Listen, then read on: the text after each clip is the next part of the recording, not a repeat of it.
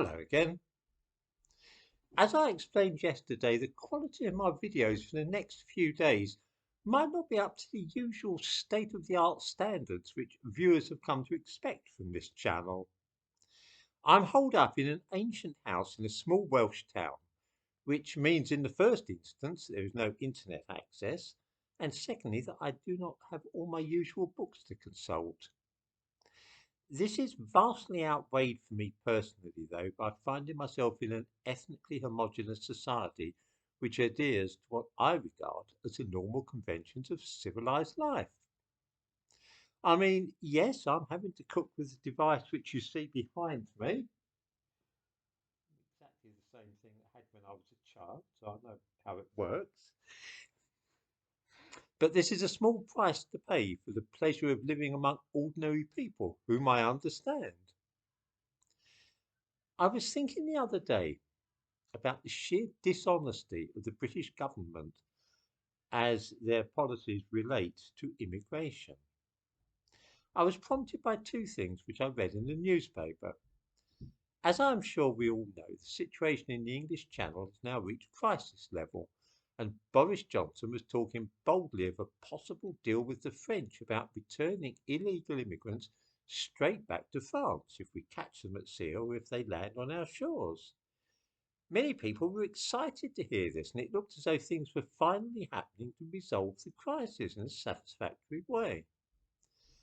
That was, of course, until we read the details of this new plan and realised that even were it to be implemented in full tomorrow by the French, it would not reduce the number of immigrants from France to this country in the slightest. Allow me to read what is said of this deal, the fine print, if you like. Under the deal put to Mr. Macron by Mr. Johnson, migrants who arrive on UK shores illegally would be sent back to France, with London taking in more child migrants with British family links in return. Downing Street sees the pact as the best long-term solution to the escalating problem, etc., etc. Whoops. Did anybody miss that bit?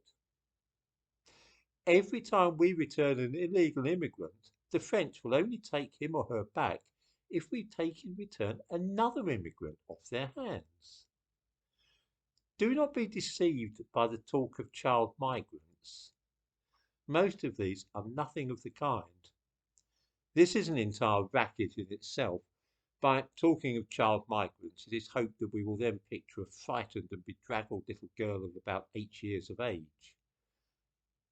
Many of these supposed children, almost all of whom are male, are nothing of the kind.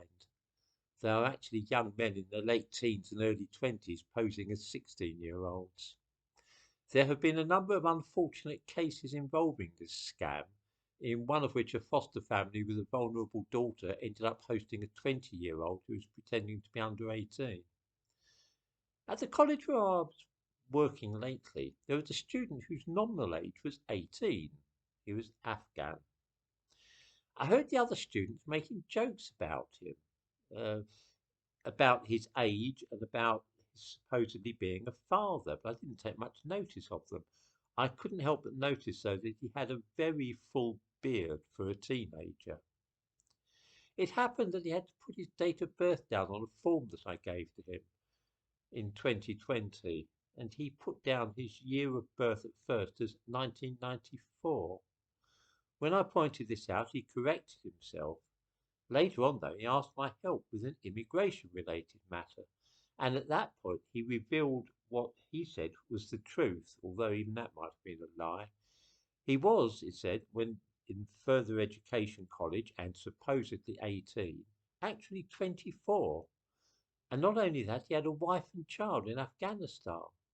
Now he wanted to try and change his age on his official documents so that he could bring his family to Britain, that is to say his wife and child, or possibly children.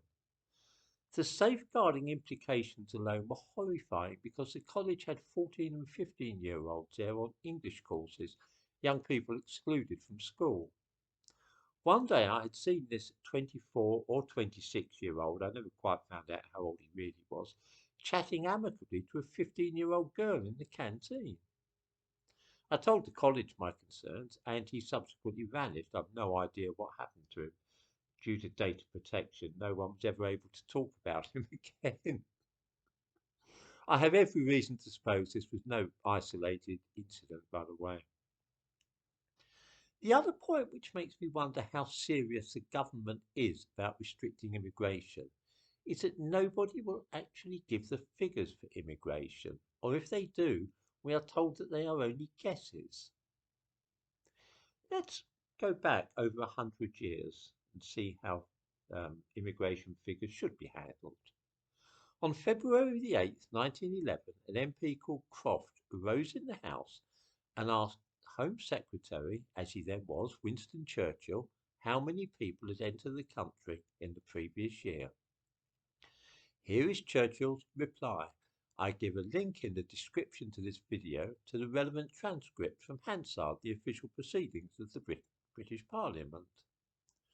According to the returns received, the number of aliens who entered the United Kingdom in 1910 was 610,776. The number who left the United Kingdom, 597,506. And the difference between the two is 12,270. Let's pause for a moment and consider this. 5 weeks after the year 1910 ended, and the Home Secretary was able to give precise numbers when asked. Yeah, no estimates, not about this or about that. No, 610,776. How different, how very different is the situation today? The figures for 2020 have just been released 11 months after the year ended, but we cannot rely upon them. The Office of National Statistics warns us, and I quote, that all its migration estimates are based on experimental research and are subject to a high level of uncertainty. What an extraordinary admission. In 1911, when all such figures were recorded by clerks with fountain pens and then posted to London by ordinary mail, where they were collated, the precise figures were all ready for the entire year in a matter of weeks after the end of December. Today, we have to wait nearly a year, and even then are told that they are subject to a high level of uncertainty. Civil Service Code, by the way, for sheer guesswork. With all the emails and other electronic trickery and computers and I don't know what else, the system is now apparently less efficient than it was 110 years ago. If true, this would be utterly grotesque, but I don't suppose for a moment that it is true. I think that the government doesn't want to trust us with dangerous information and so make the whole enterprise seem complicated and experimental. Experimental. What's experimental about counting people in and out of ports? Over a century ago, this was done with over 500,000 people a year, and we are now being asked to believe that it can no longer be done. I suspect this to be a lie. If our masters will not even give us the correct and reliable information about immigration, then there really is no hope at all of doing anything about the current crisis. I'm recording this on my laptop and I shall hope to find a cafe or public house tomorrow where I can use the internet to upload this to YouTube. It makes me feel as if I'm a time warp even more. Does anybody remember the internet cafes 30 years ago?